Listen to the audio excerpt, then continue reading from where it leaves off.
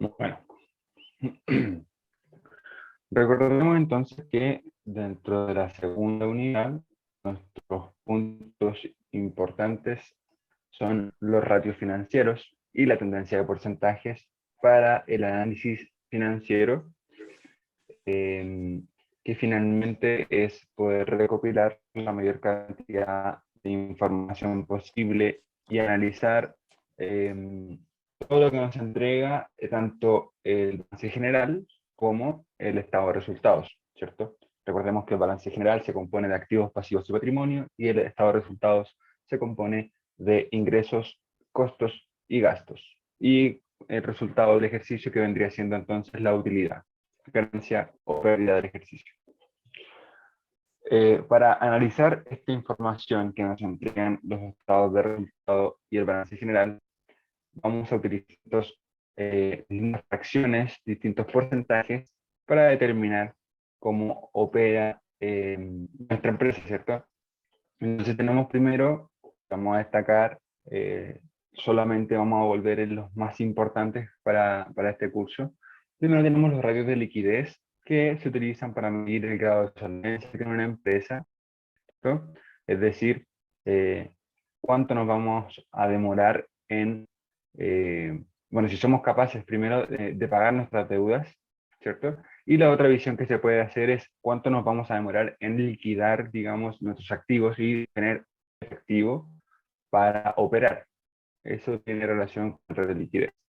Entonces, primero, más general, va a ser la razón corriente o el ratio de liquidez general, donde vamos a dividir los activos corrientes con los pasivos corrientes y vamos a considerar un valor óptimo alrededor del 1,5. Recordemos que si tenemos un valor menor a 1, significa que nuestras deudas es superior en relación a nuestros activos. Por lo tanto, tenemos que revisar bien qué es lo que está pasando, porque estamos endeudándonos demasiado en relación a la capacidad que tenemos entonces de pagar estas deudas, ¿cierto? Por lo tanto, la idea es que sea primero mayor que 1, ¿cierto? Y quizás no tan mayor en el sentido de que podemos tener muchos activos que están siendo, como dice el concepto, están en capacidad ociosa, están en situación de capacidad ociosa, donde tenemos activos que nos sobran, que podríamos estar invirtiendo en algún instrumento financiero para generar y ganar a partir de los intereses, entre otras cosas. Y por lo tanto debemos también, que estamos muy por sobre 1,5, tenemos que pensar en realizar algo con los activos que tenemos sobrantes, que tenemos demasiados activos en relación a nuestros pasivos, ¿ok? Tenemos capacidad de deuda en ese caso. El segundo ratio va a ser llamado ratio de solvencia, que viene a seguir la misma lógica. La diferencia crucial es que en el ratio de liquidez, como podemos ver acá, vamos a utilizar los activos y pasivos corrientes, es decir, corto plazo.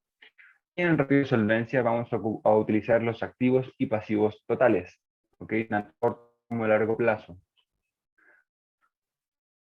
El ratio de solvencia nos permite proyectarnos a más largo plazo en un sentido de una deuda más grande, como un préstamo de consumo que puede ser más de un año, un préstamo hipotecario, entre otros tipos de créditos, que debemos tener una capacidad de pago suficiente, ¿cierto?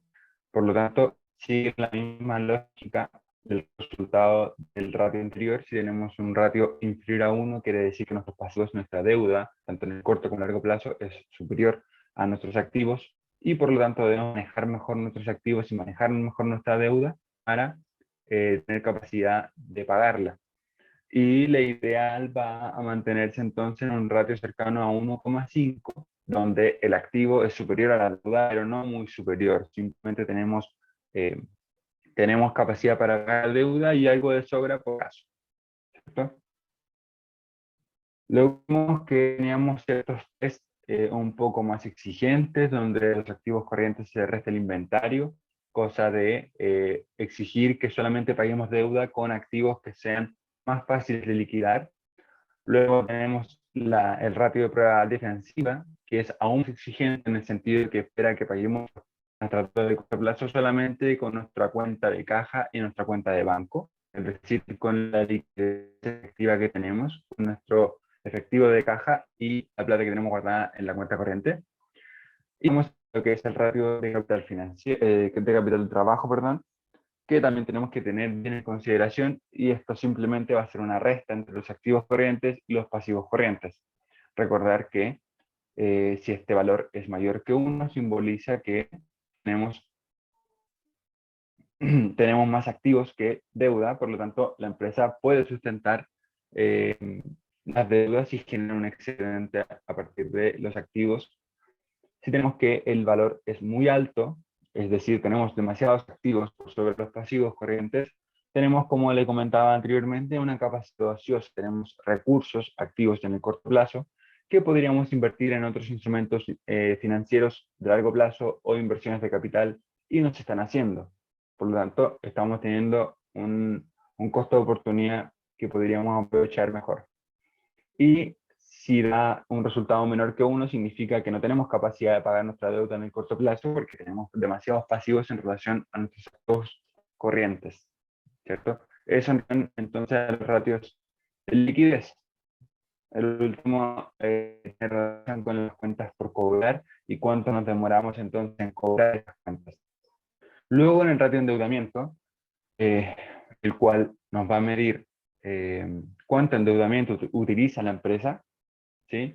Recordemos que tanto los pasivos como el patrimonio tienen relación con la financiación de nuestra empresa, es decir, nos financiamos o con deuda, pasivo, o nos financiamos con patrimonio, que va a ser el capital que van a invertir los socios o las socias, además de la utilidad que pueda generar la empresa en el ejercicio. Entonces, aquí nos va a permitir saber si es que nos estamos financiando por deuda o nos estamos financiando por patrimonio. La división sencilla es pasivos totales sobre patrimonio neto. Tenemos una visión de corto plazo que vamos a utilizar los pasivos corrientes, y tenemos una visión de largo plazo en la cual utilizaremos los pasivos no corrientes. El valor de este ratio va a depender de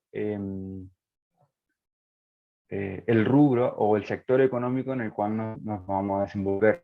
Porque si nos presenta un valor mayor a 1, quiere decir que tenemos mayor financiamiento mediante deuda que por patrimonio, es decir, los pasivos son mayores que el patrimonio. Y tenemos que el resultado de este ratio es menor que 1, el patrimonio es mayor que los pasivos y por lo tanto nos estamos financiando más con plata propia que con plata externa, que serían las deudas.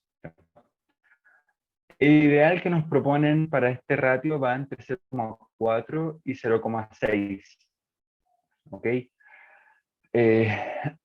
Ya que la idea es que nos financiemos más que nada con plata propia, ¿sí? Que con deuda. Obviamente tenemos que tener siempre en consideración que estos resultados o estos valores óptimos van a depender del sector económico en el cual nos desenvolvamos, va a depender del tamaño de la empresa, entre otras cosas, pero se espera que uno pueda financiarse idealmente más sobre el patrimonio que sobre las deudas. Por lo tanto, esperamos que el valor sea menor que 1, ¿sí? Y en específico entre 0,4 y 0,6 para que no nos escapemos, digamos, a buscar el ratio 0 y, digamos, no me financio por nada en la deuda. ¿Okay? La idea es que tengamos algún porcentaje de deuda, pero que sea controlado, bien regulado, y que no exceda entonces la financiación que tenemos vía patrimonio. El siguiente ratio que tenemos aquí son los ratios de rentabilidad. Vamos a ver solamente los dos primeros. El ratio de rentabilidad va a medir el importe de utilidad operativa o neta. Vamos a ver ahí, o bueno, lo mismo en la clase, pasar la diferencia, que puede generar una empresa en relación con sus activos, el capital contable y la venta. El índice de rentabilidad va a medir el beneficio neto, que va a ser la utilidad neta, si sacamos del estado de resultados, sobre el activo neto total, es decir, el total de activos que encontramos en nuestro balance general. Cuanto mayor sea este ratio, mayor será la rentabilidad del negocio, ¿sí?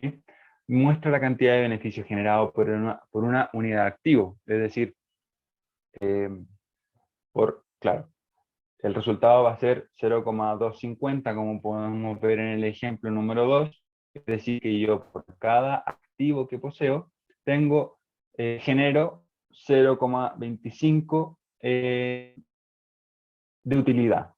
Si lo llevo a porcentaje, es decir, la utilidad equivale al 25% del total de activos que yo poseo. El valor óptimo que vamos a considerar en este caso va a ser alrededor del 5%, manteniendo este nivel, digamos, ninguno de los ejemplos que presentamos alcanza entonces el valor óptimo. Ah, no, sí lo superan, lo siento, porque es por ciento. Tenemos un 16%, un 25% y un 22%. Es decir, la rentabilidad de estos ejemplos que presentamos está bastante bien. Tenemos suficientes activos. Claro, los activos generan buena cantidad de utilidad en este caso. Y la rentabilidad de capital, que es el segundo ratio que vamos a considerar, va a dividir en la neta, que como dijimos la sacamos del estado de resultados, y lo vamos a dividir por el patrimonio neto, que lo sacamos del balance general, ¿cierto? Esto nos va a indicar cuánto beneficio genera el fondo aportado por los accionistas, es decir, el capital propio.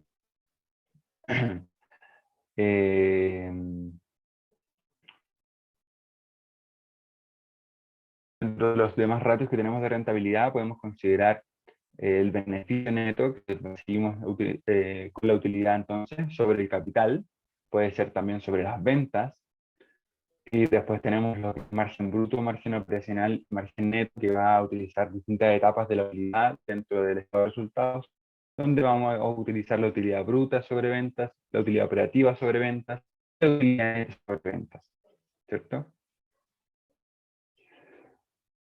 Eso es dentro de lo más importante que vamos a considerar entonces de rentabilidad. Simplemente nos quedamos con el primero que estaba marcado en amarillo.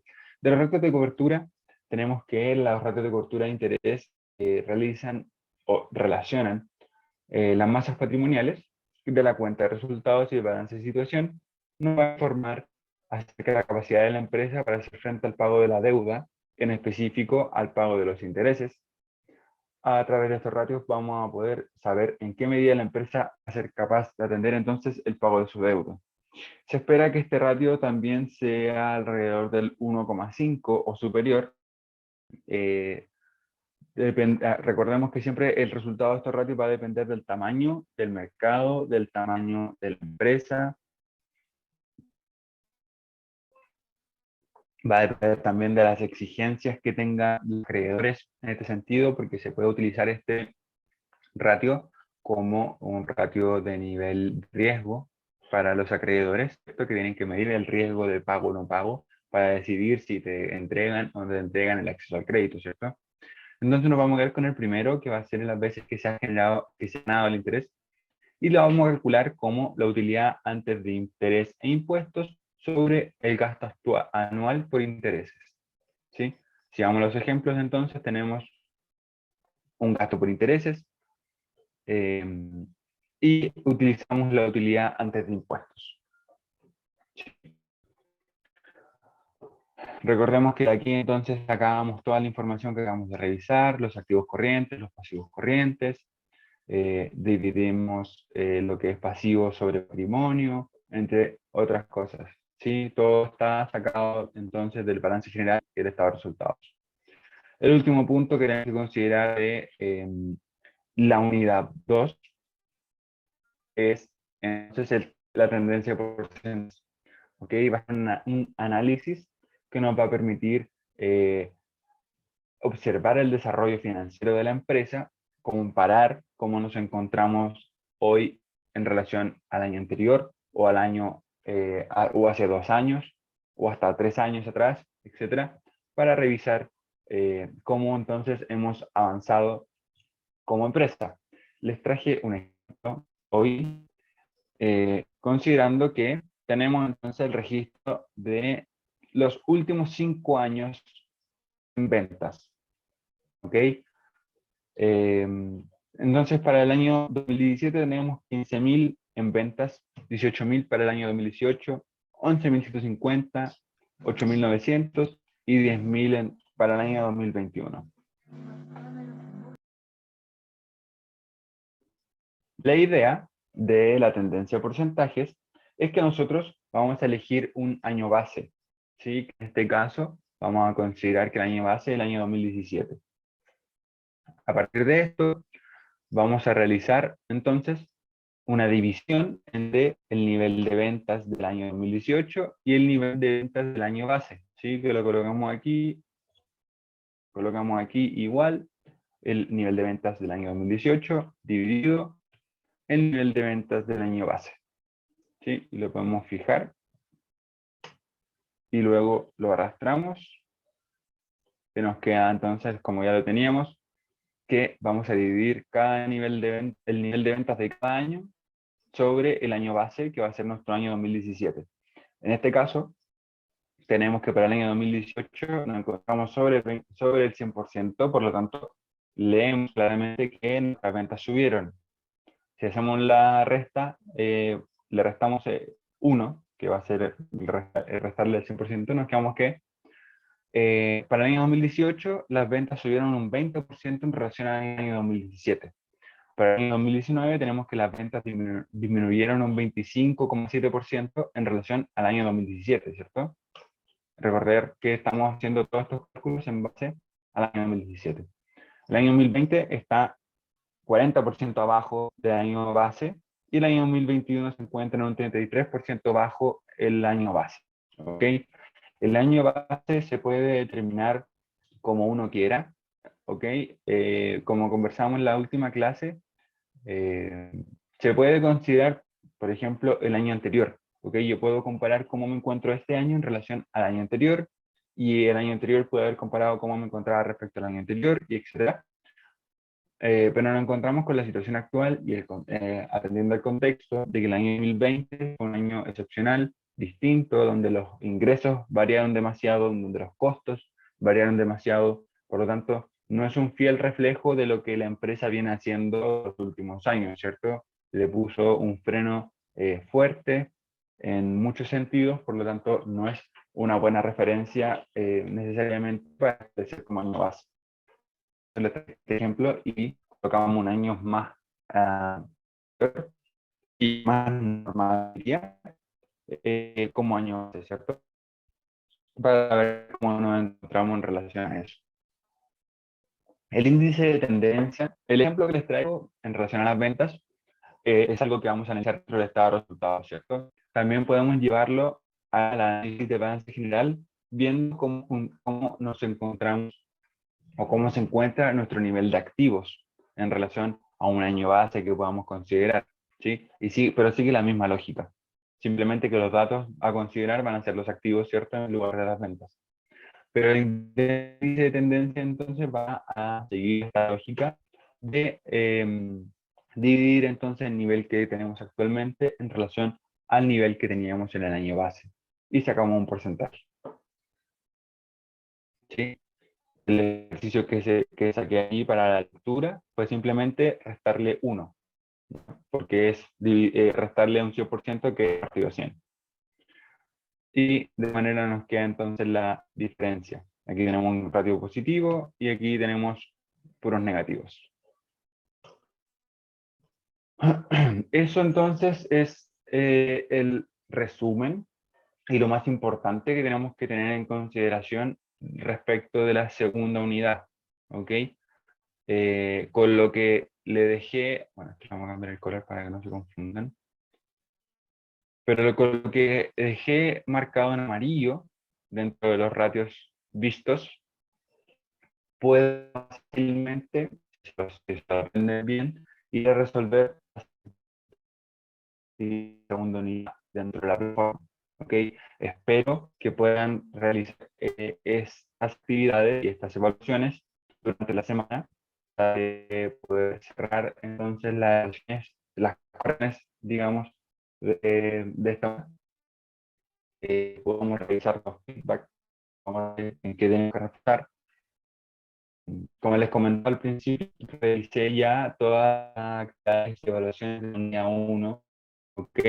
Le incluí un cierto feedback para que vean en qué deben reforzar o en qué se equivocaron en caso de haberse equivocado, eh, o qué materia en específico tienen que repasar para responder la pregunta. Por lo tanto, espero que puedan ingresar dentro de la semana, revisar estas correcciones y realizar, como les digo, entonces las actividades y evaluaciones de esta segunda unidad. ¿Sí?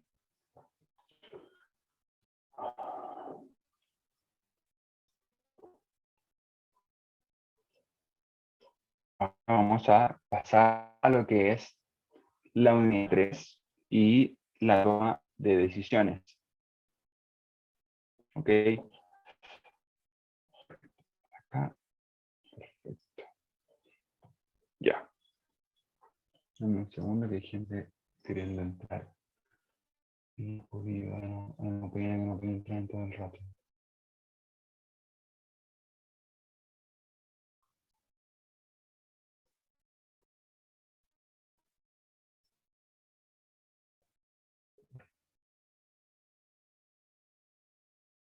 Ya. Bueno, entonces partimos con la tercera unidad y última unidad de este curso, que es bastante cortita, pero tiene harta información y hartos detalles que hay que tener en consideración. La toma de decisiones, entonces, eh,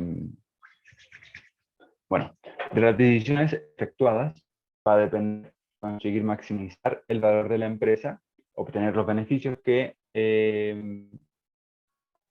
necesitamos y alcanzar los objetivos corporativos que nos propongamos, ¿cierto? Dentro de los distintos plazos que podamos establecer. La toma de decisiones financieras va a repercutir de manera directa en todos los sectores de la empresa. De ahí la importancia del tipo de resoluciones. Va a afectar a los trabajadores, va a afectar a mis ganancias, va a afectar a mis costos, va a afectar a mis proveedores, a mis acreedores, va a afectar a todo el círculo involucrado con mi empresa, ¿cierto? Y todo el proceso interno de la empresa va a estar afectado por la toma de decisiones. ¿Okay?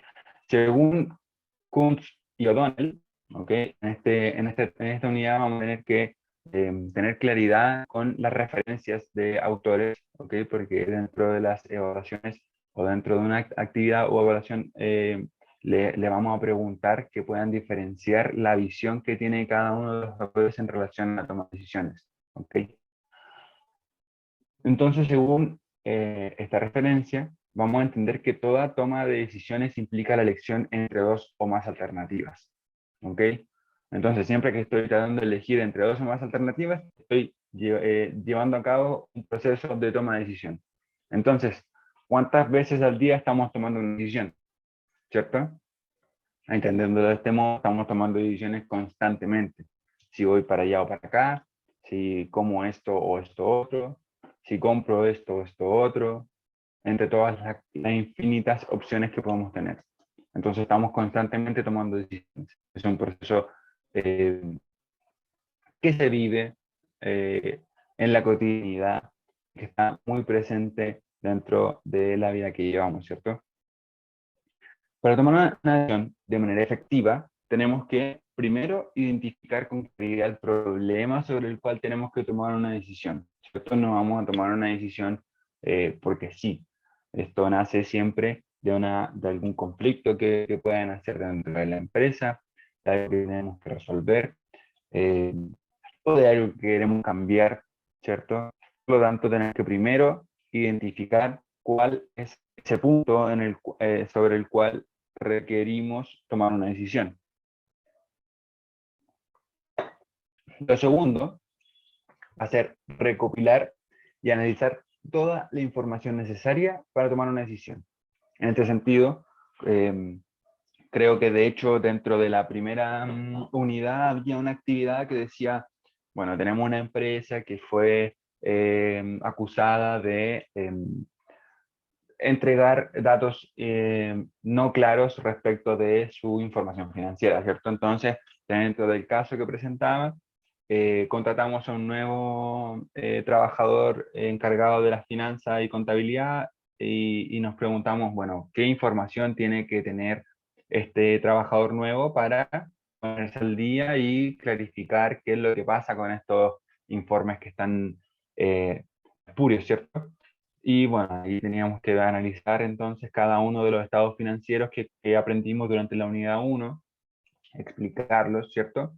Entonces aquí cuando vayamos a hacer la toma de decisiones, vamos a tener que recopilar esa misma información, ¿cierto? Vamos a tener que recopilar todo el balance general y el conjunto de balance general si es que lleva tiempo, ¿cierto?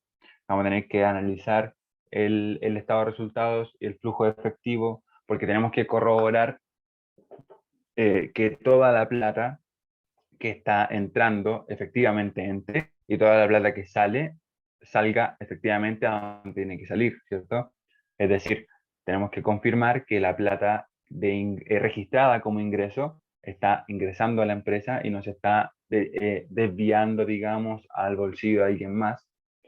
Y los costos que se están pagando, que sean costos reales que tiene la empresa, eh, tenemos que verificar que la estructura de pasivos sea la correcta, que esté bien equilibrado el balance, que no tengamos, digamos, cuentas de papel, como se dice, o cuentas imaginarias que vienen a generar que la ecuación se cumpla, que el balance se cumpla. Entonces tenemos que confirmar toda esa información siempre en ese caso. Para la toma de decisiones, entonces, vamos a recopilar toda esta información y más si es necesario vamos a analizarla, que la analizamos mediante los ratios que acabamos de ver, ¿cierto?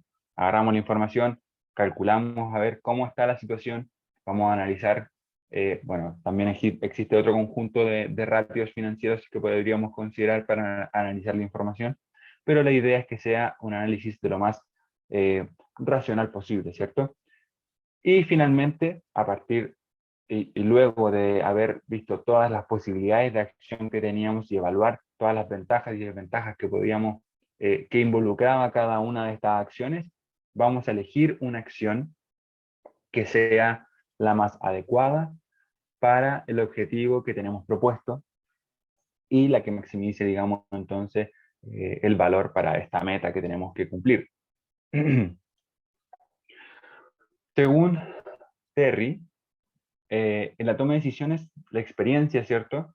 Es un elemento clave, puesto que las decisiones deben tomarse sobre una realidad altamente compleja debido al enorme número de variables que entran en juego, ¿cierto? Tenemos demasiados factores que van a incidir dentro de las decisiones que tenemos que tomar.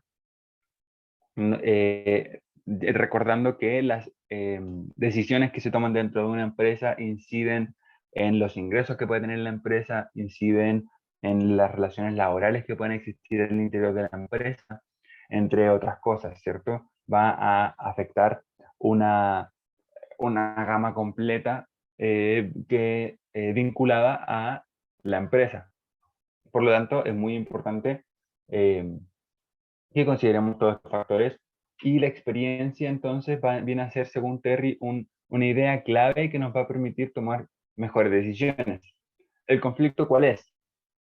Que como dice, toda mala decisión que tomó seguida de otra mala decisión.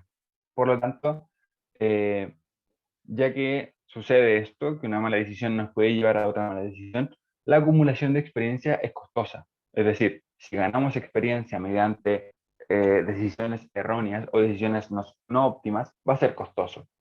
Por lo tanto, la consecuencia inmediata, la reflexión inmediata que podemos realizar a partir de esto, es que toda experiencia que ganemos fuera de la toma de decisiones erróneas o no óptimas, va a ser una experiencia bien recibida y más económica, ¿cierto? Sea cual sea su coste. Por lo tanto, lo que plantea o lo que podemos pensar a partir de esto es que tenemos que tratar de ganar la mayor experiencia posible, ¿cierto? Pero tratando de minimizar las decisiones erróneas, ¿sí? Aprender, pero no aprender necesariamente del error, es lo que plantea un poco Terry. Con frecuencia se dice que las decisiones son algo así como el motor de los negocios, ¿cierto? Y en efecto lo son.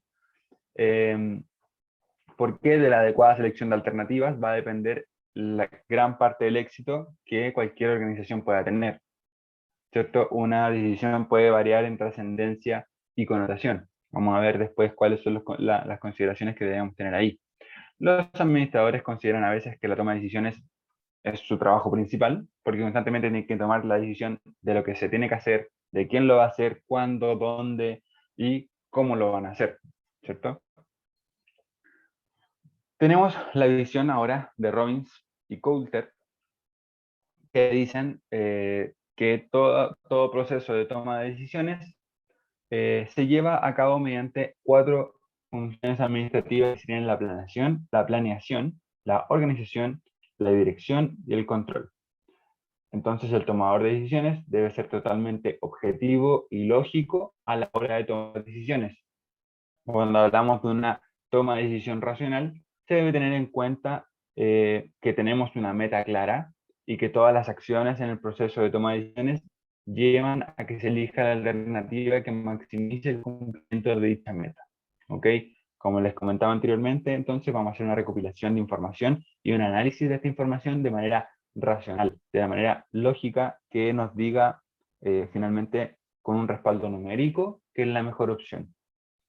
¿Ok? Esta es la idea de la toma de decisiones racional. Eh, bueno, tenemos que debe ser orientado a un objetivo, ¿sí? Debe ser específico, de manera que la decisión tomada sea la que más se ajuste a las necesidades del objetivo puesto, ¿cierto? Vamos a orientar todas nuestras decisiones a un objetivo claro y vamos a elegir la opción que se asemeje o se acerque más al cumplimiento de dicho objetivo. Tenemos que tener que todas las opciones son conocidas, ¿ok? Es difícil que esto se cumpla, dado que existen muchos factores involucrados, existen muchos caminos que podríamos tomar, ¿cierto? Pero vamos a asumir dentro de esta toma de decisión racional que tenemos acceso a todas las opciones y podemos conocer todas las ventajas y desventajas que pueda tener cada una de ellas, ¿cierto? El tomador de decisión racional debe tener acceso a todas las opciones disponibles y las consecuencias que podría tener cada una de estas. Entonces, consideramos las ventajas y las desventajas de cada una de las opciones. Y por último, tenemos que tener que las preferencias son claras. Debemos ser capaces de ponderar y asignar valores numéricos a las opciones y establecer un orden para todos los criterios y alternativas posibles. ¿Ok? La idea es que siempre en esta idea racional que propone Robbins y Coulter podamos tener todo medido conforme con el objetivo que tenemos propuesto. Dígame, señora Carmen. Disculpa, Cristian, pero el sonido está entrecortado. ¿Sí? Sí, entonces se te va cortando la palabra. No sé si seré yo o qué. Reviso algo No, yo, pero puede ser que sea mi internet, sí. está. Y tu imagen también está recortada. Está como que se Ya, para. sí, debe ser mi internet en ese caso. Pero, ¿se ha entendido muy poco entonces? No, sí se entiende, pero está como cortado. Ah, ya, igual es más difícil Sí. llevarlo de ese modo. No No, sé igual. demasiadas distracciones. Bueno, vamos a tratar de hacerlo un poco más lento para que Eso. no se nos vaya la onda. Como Gracias. estamos viendo, Robin Coulter, la posición final, tenemos que tratar de toda la información y conocer las consecuencias que cada una de estas puede tener. Uy, ahí está peor. Oh, chuta.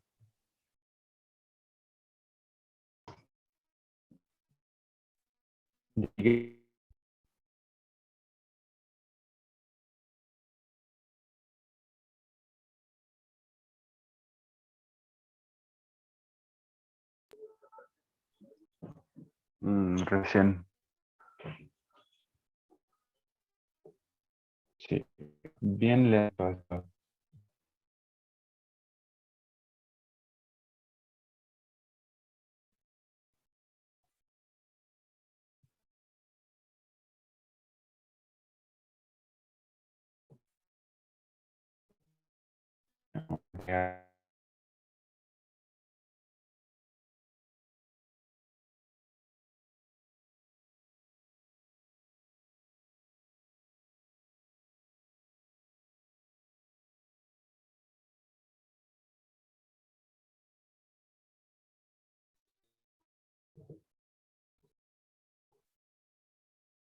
me terminé cayendo. Problema de internet.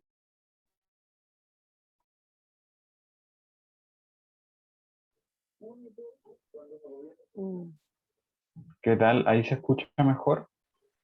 Sí, ahí se escucha mejor. Perfecto.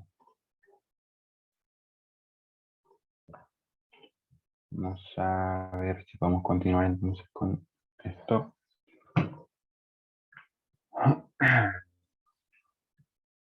Bueno, estábamos entonces con Robbins y Coulter, quienes proponen la idea de que todo proceso de toma de decisiones debe llevar una planeación, debe llevar una organización, una dirección y un control, ¿cierto?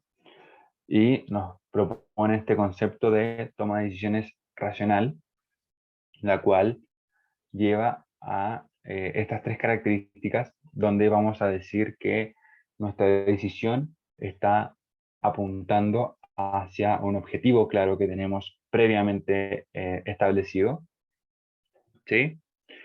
Tenemos además que vamos a conocer todas las opciones que tenemos para tomar todas las posibles decisiones que podemos tomar, ¿cierto? Y todas las consecuencias que pueda involucrar cada una de estas decisiones si es que fueran tomadas, ¿cierto? Entonces tenemos un objetivo claro, tenemos todas las opciones de decisión que podemos tomar, tenemos las ventajas y desventajas de cada una de estas y a partir de lo que nos puedan indicar las mediciones que podemos realizar, las ponderaciones que podamos realizar en relación a las distintas decisiones o las distintas opciones de decisiones que tenemos, vamos a tomar la decisión que sea mejor, la que maximice nuestro beneficio, la que maximice nuestra llegada o cumplimiento del objetivo establecido previamente, ¿cierto? Recordar que, como les comentaba anteriormente, el segundo punto de este modelo es el más complejo de cumplir, ya que asume un supuesto de información perfecta en que dice que, claro, yo como tomador de decisiones tengo claridad de todas las opciones que tengo y de todas las ventajas y desventajas que puedan tener, todas las consecuencias involucradas, como la toma de decisiones se relaciona con todos los aspectos de la empresa misma y además se va a vincular con el exterior o las instituciones vinculadas a la empresa que van por fuera de ella, establecer o esclarecer el conjunto de consecuencias que puedan tener cada una de todas las opciones de decisión que tengamos es muy complejo, ¿cierto? El medir absolutamente todos los detalles es muy complejo. Por lo tanto, este supuesto, ¿cierto?, de información perfecta es muy difícil que se cumpla, pero el ideal racional va a decirnos que tenemos esta información completa y a partir de que tenemos toda esta información, nosotros como tomadores de decisiones vamos a tomar la mejor decisión en base a las preferencias y en base a la maximización de nuestro beneficio o del cumplimiento de nuestro objetivo, ¿cierto? Considerar entonces que si no tenemos toda la información disponible y analizada, es difícil, bajo esta idea, que lleguemos a una decisión racional, a una decisión óptima que nos permita alcanzar nuestro objetivo y maximizar el beneficio en todo sentido. ¿Sí? Volviendo a Terry, Terry tiene, bueno, como decíamos, Robbins y Coulter tiene planeación, organización, dirección y control, ¿cierto? Con estas características.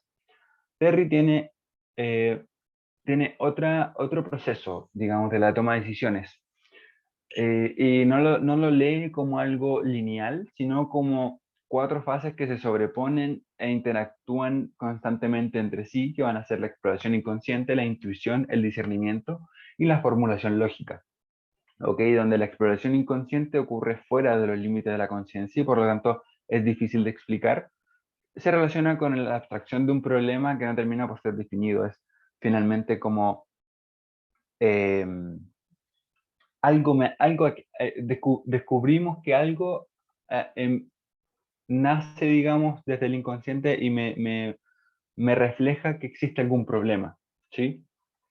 De repente alguna sensación extraña puede ser que me dice que algo no está del todo bien. Luego tenemos una intuición que va a enlazar este inconsciente con la conciencia y nos va a suponer que para los individuos la detección de nuevas combinaciones y la integración de conceptos e ideas diversos. Para ello es necesario profundizar en el análisis de un problema. El pensamiento intuitivo puede inducirse mediante técnicas como la lluvia de ideas y la cinética. La idea del proceso de intuición, entonces, es decir, bueno, tengo una sensación quizá de conflicto y de repente nace una idea que nos puede llevar a tomar la decisión intuitivamente diciendo que, eh, eh, claro, como que me lleva, digamos, el asunto más para allá y la idea de estas lluvias de ideas permite tener más claridad con las opciones mismas que podemos tener, ¿cierto? Cuando hacemos una lluvia de ideas, la idea es que pongamos un grupo lanzando ideas de opciones que podamos tomar para tomar la mejor decisión y a partir de esto decir, quizá esta puede ser la mejor decisión, ¿cierto? Algo me dice que por aquí va la cosa, ¿sí? Entonces podemos quizá no enfocarnos en la decisión específica, sino en el alcance más general que pueda dar esta idea eh, y seguir una línea hacia ese punto. Es decir, bueno, quizá tenemos el problema de que tenemos demasiadas deudas, ¿cierto? Mi intuición me dice que podríamos quizá optar a un plan de ahorro o quizá podríamos optar a reducir los costos y trabajar quizá desde esa primera intuición como, bueno, si el problema crucial está en los costos quizá, vamos entonces a reestructurar nuestro sistema de costos, vamos a ver ahí cómo podemos revisar este asunto y ahí es donde llegamos entonces al discernimiento para desarrollar un producto útil, un nuevo servicio, un nuevo proceso, por ejemplo. Son necesarias muchas ideas. El proceso de discernir puede ser momentáneo, puede ser de un momento a otro que diga, oh, esta quizás va a ser la solución. Por lo tanto, se recomienda dentro del proceso de toma de decisiones siempre tener lápiz y papel, cosa de cuando la idea cruje, tener ahí la claridad de poder anotarla para después plantearla o después analizarla eh, eh, con todos los involucrados en la toma de decisiones, ¿cierto? Y finalmente está el asunto de la formulación lógica que nos va a llevar a que este proceso llegue a un término, digamos, y tomemos la decisión que, siguiendo el ámbito racional, sea lo más lógico en relación a los objetivos que tenemos y al problema que sentíamos que estaba ahí pendiente, ¿cierto? Lo último que vamos a ver el día de hoy tiene relación con las características de la toma de decisiones, ya que las decisiones que podamos tomar tienen, como decíamos, distinta connotación, distinta importancia. No todas las decisiones son demasiado cruciales o interceden en todos los ámbitos de, de, de la empresa o no lo hacen en el mismo grado, ¿cierto? Entonces las características que vamos a considerar primero es el efecto futuro, donde vamos a decir o vamos a visualizar si es que esta decisión tiene un efecto en el largo plazo o tiene un efecto en el corto plazo. Es decir, si yo tomo una decisión hoy de reestructurar mi sistema de costos, ¿es una decisión que va a involucrar o va a afectar a mi empresa en el largo plazo? ¿O es una decisión que solamente se va a ver reflejada durante 1 o 3 meses, por lo tanto puedo considerar que es de corto plazo y tiene menor importancia en el sentido de que bueno, pasa este 1 o 3 meses y después puedo volver a cambiarlo, ¿cierto? En cambio, si establezco un plan de largo plazo, voy a tener que esperar 3, 5 años para recién después evaluar y replanificar esta decisión. Por lo tanto, las decisiones que sean de más largo plazo se van a considerar como decisiones de alto nivel o decisiones más complejas, más importantes, se podrían decir, y las decisiones de más corto plazo se van a considerar entonces decisiones de bajo nivel, ¿sí? Que tienen menor incidencia, que pueden después modificarse prontamente, por lo tanto, si es que algo saliese mal, se puede arreglar en el corto plazo, por lo tanto no es tan terrible, ¿cierto? El segundo punto va a ser el asunto de la reversibilidad, ¿sí? Se refiere a la velocidad con que una decisión puede revertirse y la dificultad que implica hacer este cambio. Si es difícil revertir una decisión, va a ser de alto nivel. Si es fácil revertirla, va a ser de un nivel más bajo, ¿cierto? Si en verdad el día de hoy yo decidí cambiar a mi proveedor de insumos y realizo una compra a un proveedor nuevo y de repente me doy cuenta que en verdad la calidad del producto nuevo no es tan buena como el producto que tenía anteriormente, bueno, lo puedo revertir, ¿cierto? El mes siguiente fácilmente puedo comprarle nuevamente a mi proveedor antiguo y restablecer la calidad del producto que estaba sacando, ¿sí? En cambio, si tomo una decisión que es mucho más difícil de revertir, como podría ser quizá, no sé, el cambio de estatuto igual es fácil de revertir. ¿Qué decisión podría ser difícil de revertir? Hay que pensar quizá, en lo mismo se me ocurre, quizá en el mismo efecto futuro, algo más de largo plazo, claro que es más difícil de revertir, ¿cierto? Puede ser quizá un contrato, puede ser el acceso a un crédito, ¿cierto? Un préstamo de largo plazo. Si es que yo me comprometo a pagar una deuda en el largo plazo, es difícil de revertir, ¿cierto? Porque tengo que terminar y concluir de pagar la cuota de deuda en los plazos que hayan sido determinados.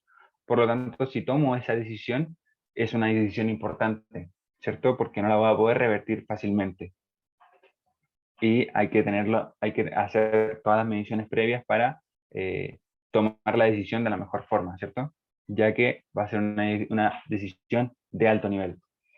El tercer punto es el impacto. Se refiere a la medida en que otras áreas o actividades se ven afectadas por nuestra decisión. Una decisión de impacto extensivo es de alto nivel y una de impacto específico es de bajo nivel. ¿Sí? Aquí podemos pensar, claro, como el asunto, el ejemplo mismo que les daba del proveedor. Si es que hacemos un nuevo contrato con un proveedor nuevo y decimos, ahora compraremos todos los productos contigo, va a ser un impacto que va a interceder quizá en la forma de distribución, ¿cierto? Va a complicar o a cambiar la forma de producción, puede cambiar la relación con el cliente, puede cambiar la calidad del producto, para mejor o para peor, ¿cierto? Pero el asunto es el impacto que tiene el cambiar de proveedor, en este caso, ¿sí? Podemos ver que puede afectar distintas aristas de nuestro negocio. Por lo tanto, podríamos considerarlo quizás de alto nivel.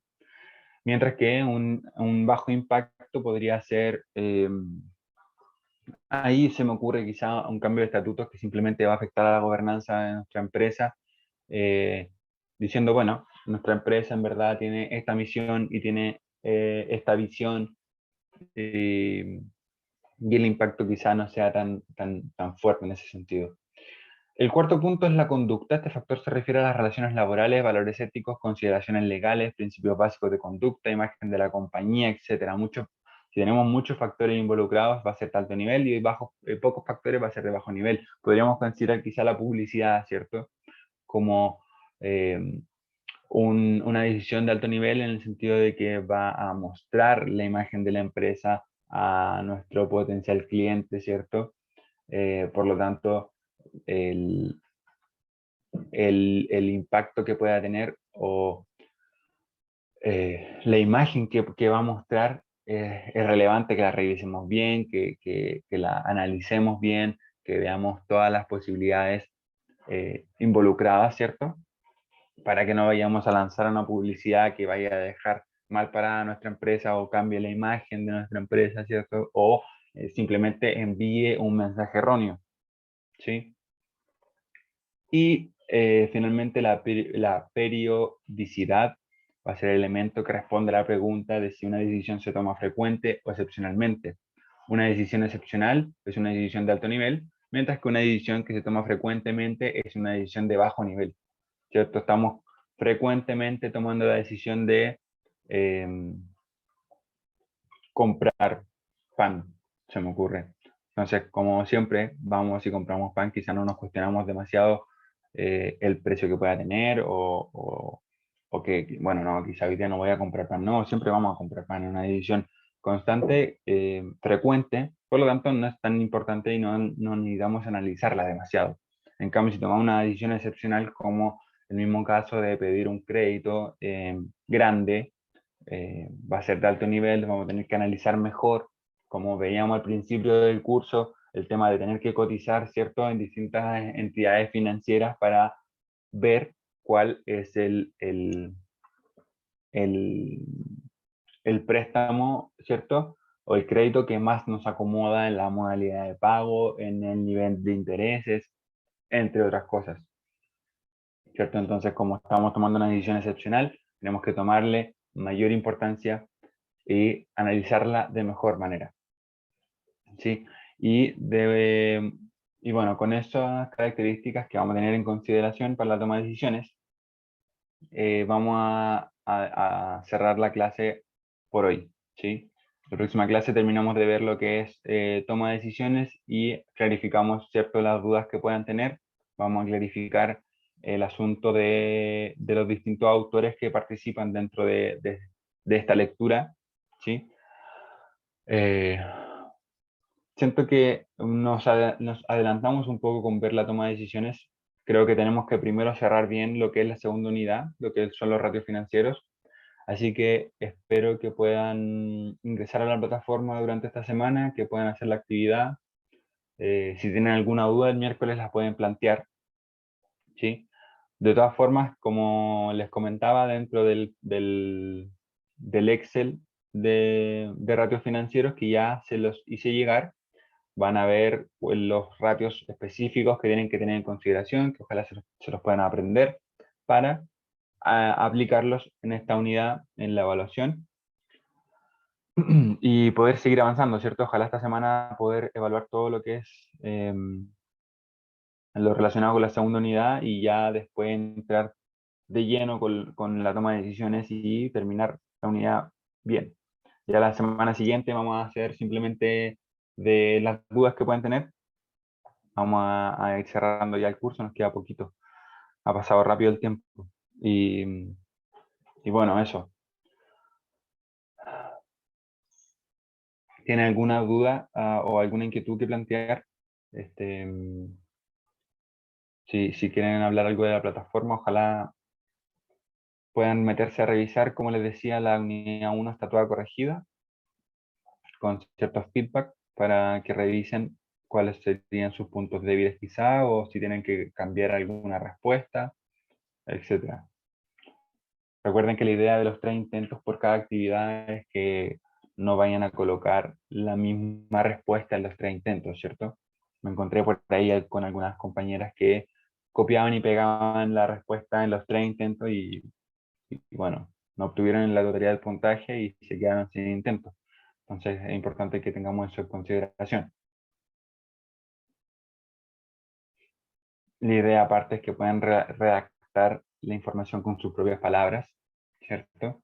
Que utilicen los conceptos de buena forma, pero lo más importante es que lo puedan analizar desde su propia perspectiva, ¿cierto? Que puedan utilizar sus palabras para describir cada uno de los conceptos. Señora Carmen, tenía una duda.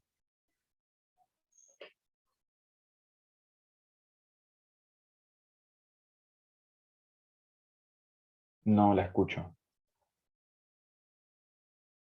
Bien.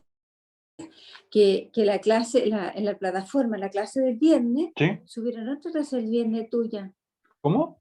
Entonces ojalá que la puedan, la clase que subieron del viernes, la del 23, subieron otra clase de otro curso.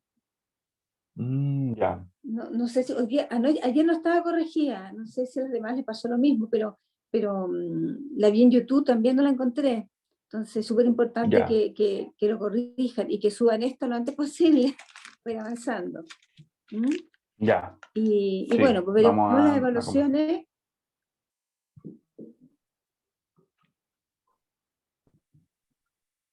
O sea, era otra materia, nada que ver, de otro curso. El video que subieron. El del sí. Tal vez lo cambiaron hoy día, no sé, pero por lo menos ayer todavía seguía con la que lo hayan corregido. Ya, Y bueno, pues vamos a ver las evaluaciones. a revisar. Ya, súper. Si cualquier duda me la plantean para la próxima clase, Mm, ya voy a consultar qué pasó con la clase el día viernes, ya con el video. Eh, sí, voy a revisar igual el canal de YouTube. eso. O Gracias. sea, para acceder a esta información hay que haber dado las evaluaciones de la unidad 2. Entonces Para hay que acceder. hacer la 2. Ah, ya, sí. Parece. Sí, Sí, no podemos acceder a la 3. Ya. O sea, hay que terminar bien la 2. sí. Ya. Sí, y quienes no hayan hecho aún la unidad 1, también, por favor, que se acerquen a la plataforma, que se metan a la plataforma, digo, Ya. para, para hacerla. Y si lo hicieron, revisen también los feedbacks que les dejé planteado, revisen si las notas que tuvieron, los puntajes, ¿cierto? Recordemos que tenemos 3 intentos para realizarla, así que si quieren subir el puntaje, si quieren cambiar su respuesta o quieren profundizar en su respuesta, lo pueden hacer. Si no la quieren hacer y consideran que el puntaje está bien, perfecto también, así que ningún problema con eso. Y bueno, entonces les dejo planteado eso, por favor, que ingresen a la plataforma, que puedan seguir avanzando con las actividades, con las evaluaciones de la primera y segunda unidad, ¿sí? Y nos vemos el día miércoles. Si es que tienen alguna duda el miércoles, entonces la resolvemos respecto de lo que les digo de la plataforma, de las unidades. Y eso pues, ¿ya? Que estén muy bien. Muchas Ya. gracias por la participación. Que, nos vemos pues. Que tengan buena semana. Ya. Gracias, Cristian. Hasta el Gracias, miércoles. profe. Hasta el miércoles, compañero. Gracias.